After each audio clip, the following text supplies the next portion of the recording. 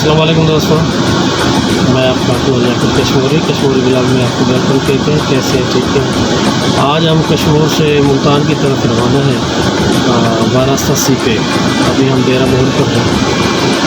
मेरे साथ है आमिर कश्मीरी और हम मोरू के जा रहे हैं मुल्तान इंशाअल्लाह।